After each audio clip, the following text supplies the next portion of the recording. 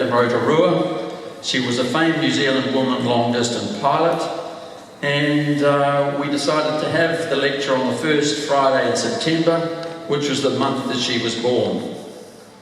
Last year, we had the first lecture here. Our guest speaker tonight was also the guest speaker last year, and we moved on to choosing a World War I aviation theme, and to add to the theme, the exhibit that you see here is a Bristol Scout. I spoke to Jack Godfrey, who's here tonight, with his son Nigel, and they were the architects and the builders of the Bristol Scout. It was built in a shed at the back of Jack's retirement home, and contributed to the Armistice in Cambridge organisation by having an exhibit that we can share. So since that, can somebody help me with one of those?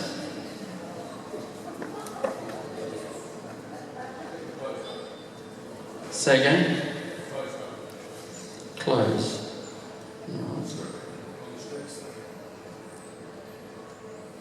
Right, we'll see how that goes.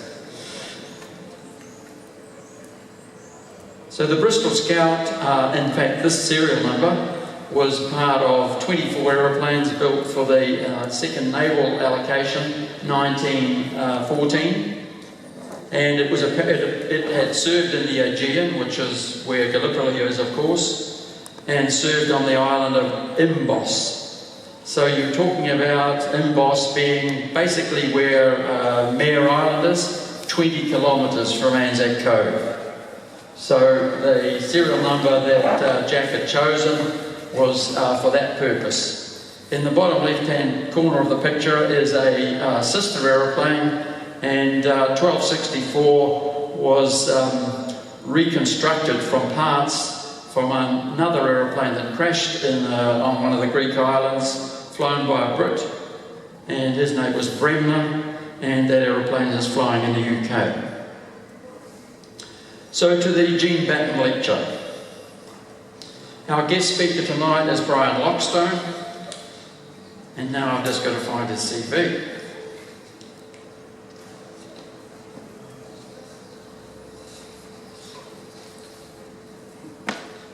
Brian has been in and around aviation for more than 50 years.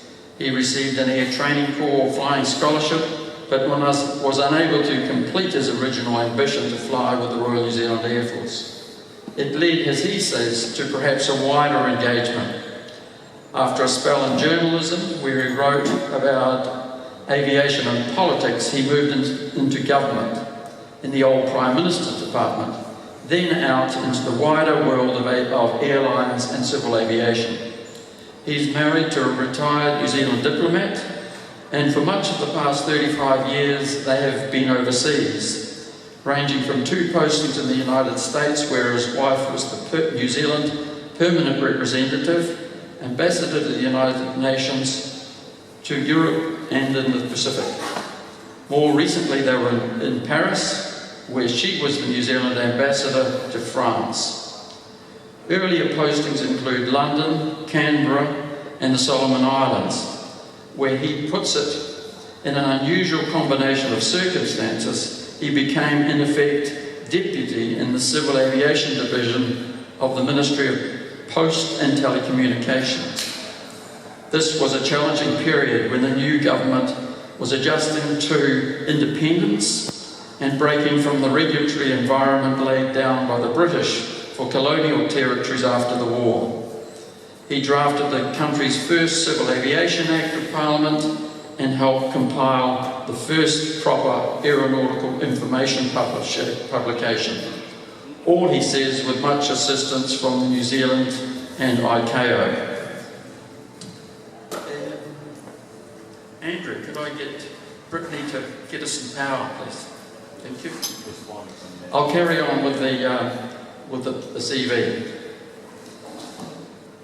He joined the Ansett Airlines Group, working in New Zealand and Australia, government regulation and regulatory affairs before taking up a similar role for Qantas. He has also undertaken private consultancy work in the aviation field. He joined the New Zealand division of the Royal Aeronautical Society in the late 1980s, but as he says, the connection waxed and waned with frequent moves around the world. He is a member of the Royal Aeronautical Society. He is also a member of the Aviation Historic Society of New Zealand since 1961 and sister organisation around the world. He is currently president of that society and editor of the Society's quarterly journal, the Aviation, the Aero Historian. Aviation and military history remains his principal interest.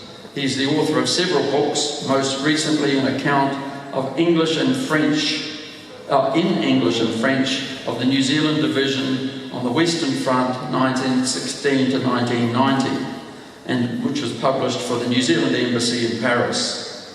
He is also an advisor to the Ministry of Culture and Heritage on the Western Front battles and commemorations.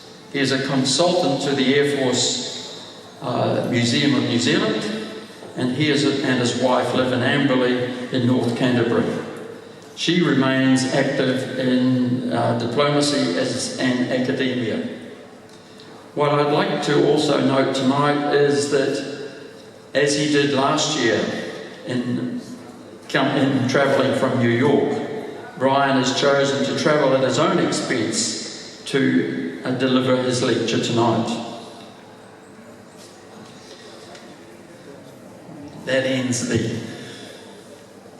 So as soon as we've got some power, I will hand over to Brian to deliver his lecture.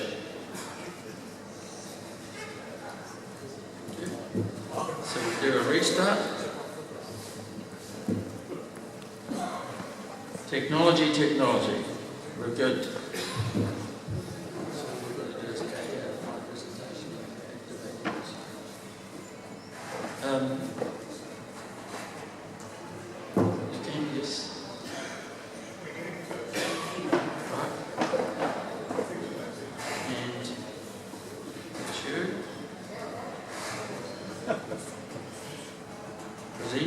So we need a password.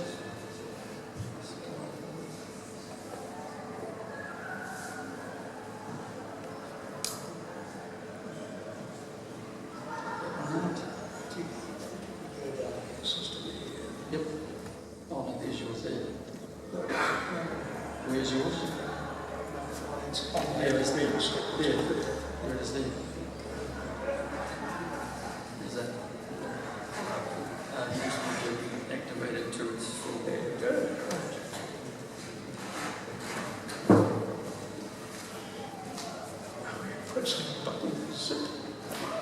Fine. Ladies and gentlemen, many thanks and apologies for this slight technical problem, or as Ed would say, an operational issue. Thank you, Des, for your kind words of introduction. It's good to be back in Tauranga. It's a shorter flight from Christchurch to Tauranga than it is from New York to Tauranga. And especially pleased to welcome your worship the Mayor. Thank you for attending. Tonight, as Des said, I want to talk about New Zealand and the Air War from 1914 to 18. But I want really to break away, and I hope you don't mind, from the solemn nature of remembrance and tragedy and loss, and focus on what actually happened and the part that New Zealand has played.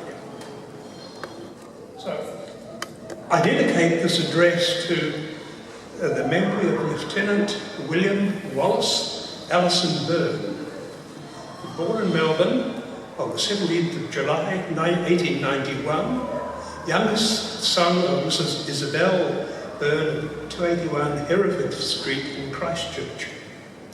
On the 30th of July 1915, he became the first New Zealand airman to be killed on active service in very grim circumstances in Iraq.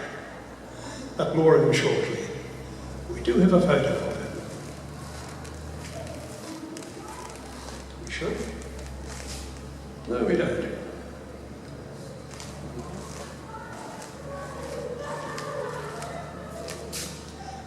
Having some technical problems again.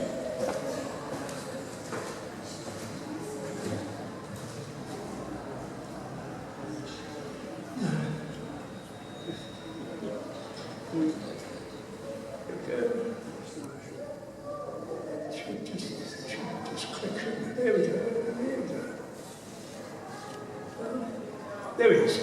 So here's Lieutenant William Wallace Allison Burns.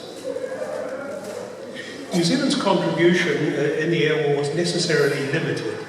We had no Air Force, the Army had commenced studies of aviation and its implications, and an aircraft had arrived in the Dominion. But there were never any specific New Zealand units as opposed to the Second World War.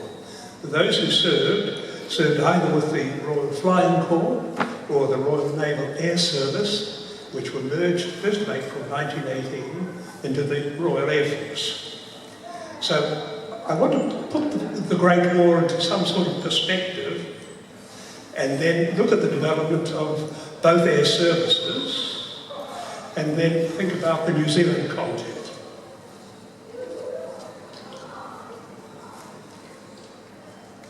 Almost everything about the First World War defies imagination. The sheer scale of death and destruction, the collapse of three empires, Russia, Germany, Austro-Hungary, the disintegration of states and violent revolution. The Imperial War Museum puts a total Commonwealth deaths at about 1.1 million, while the French had 1.3 million killed. The total Allied losses, that's everyone, the Americans, the Canadians, Australia, New Zealand, India, and other African Commonwealth formations, totaled 6.4 million people. The Germans had 2 million killed, and the Central Powers, they were the other East European states allied with the Germans, they lost 4.3 million. Huge losses. Alongside these figures, the New Zealand Air might appear modest, but for a country with barely 1 million people, we played our part to the full. And I'm sure most of us here have family members who served, and many who did not return. New Zealand supplied for the Army 91,941 volunteers and only 32,000 conscripted after 1916. By the armistice, 188,397 had served with the Expeditionary Force at home and overseas. And this was from a population of just over 1 million people. Now, assessing losses is not easy. Many of the figures quoted today suffer from what we call mission creep. They tend to be elastic and do not all observe the roll of honour cut-off date of 1923. So if a poor chap was wounded but died in 1924, he wasn't counted as a First World War casualty. The most compelling estimate is by Dr. Ian McGibbon, one of our best military historians. He puts the total casualties for the First World War at 59,483, of whom 18,160 were killed or died. And we had total casualties at Gallipoli, 7,400, of whom 2,721 were killed. But for the Western Front, the picture is terrible. Total casualties came to 47,902, of whom 12,483 were killed or died of wounds, and the remainder became casualties in Britain, Egypt, and elsewhere. Now, the Army has always been highly regarded for its meticulous bookkeeping, so the General Officer Commander could report to Parliament that by the 31st of March 1919, the total expenditure on the war was £62,636,720, 6 shillings and 11 pence. That report is published, and it's fascinating study. Even counts the horses that died, the horses that didn't, and so on. So it's a lot of money, isn't it?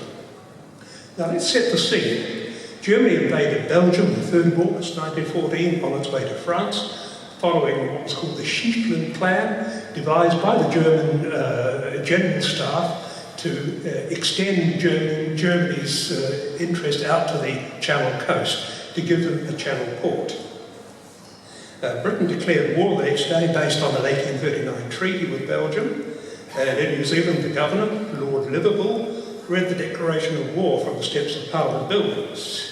New Zealand joined in willingly. Interesting case here in that the Governor read the declaration of war, whereas in 1939 it was the New Zealand Cabinet that made the declaration. The Governor had ultimate sway in those days. By the way, we didn't get a Governor General until 1917, and he was sort of upgraded. By 1914, the German army was preeminent and highly professional. It had studied closely the American Civil War, crushed France in the 1872 Franco-Prussian War, and occupied Alsace. More recently, its observers have followed the Russian-Japanese War of 1904-1905, where the Japanese made efficient use of the machine gun, concentrated artillery fire and highly mobile infantry, and utterly destroyed the Russians.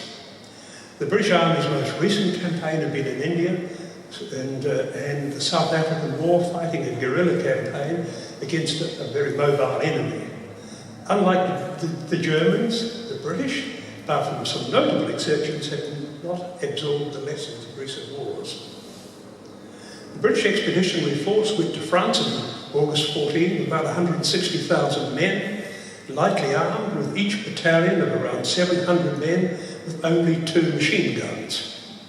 The corps was professional and the majority were reservists. They had only light and medium artillery with a maximum range of about 1,700 metres, and tactics were very much those of the 19th century. By the end of 1914, the British Army had been virtually decimated.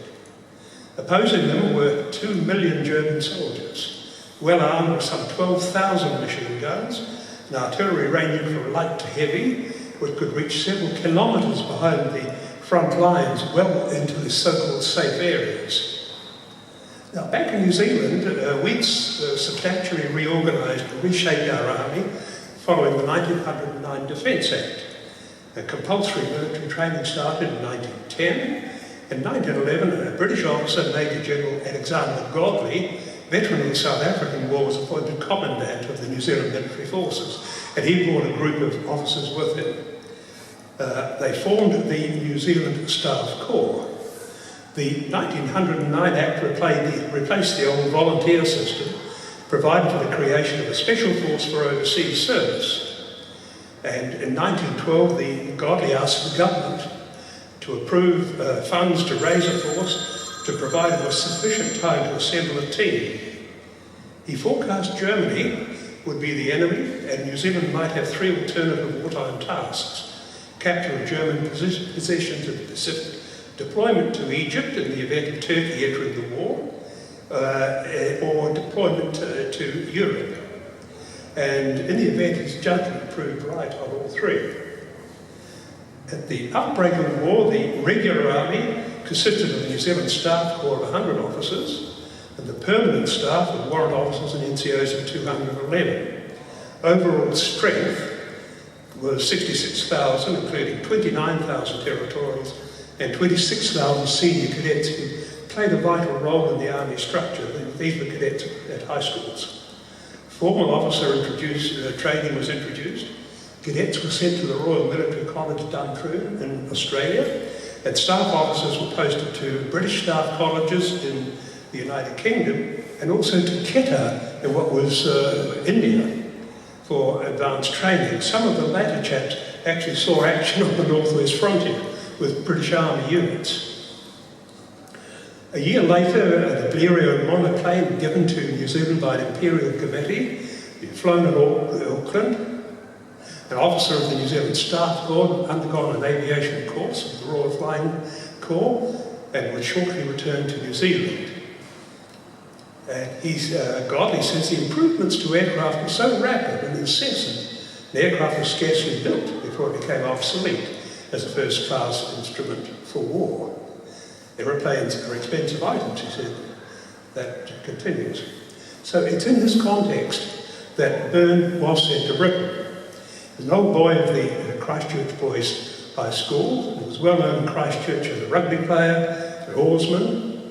He joined the New Zealand Army immediately on medical school, was sent to Duntroon, was commissioned, and appointed to the New Zealand Staff Corps. With another officer, he was selected for advanced training in Britain. On the 9th of December 1913, admitted to the Hall Flying School, and he qualified for his aviator's certificate, number 746 at the Central Flying School at Uphaven in the Morris Farm. Was attached to the Royal Aircraft Factory before returning to New Zealand. On the 27th of February, the New Zealand government lent him to the Royal Flying Corps, and he left on the 1st of April for India. And this appointment was rather short-lived because the Indian Flying Corps was absorbed into the Royal Flying Corps. Now, a small unit of the Australian Flying Corps, the so-called Half Flight, had arrived at Basra on the confluence of the Tigris and Euphrates River in May 1915 with 4 pilots and 41 other ranks, including mechanised transport and mules. It was allocated to Farman short-horn aircraft, a single longhorn, and shortly 2 Cobra French biplanes. Now, Byrne joined the squadron on the 25th of May, one of 5 pilots. Commenced operations on the 31st with a reconnaissance flight over Turkish positions near Kurna. He flew several sorties as an observer and several as a pilot, but the Cobrans proved unreliable, prone to engine failure in these hot desert conditions. Now, we'll just do another change if we can figure out. There we go.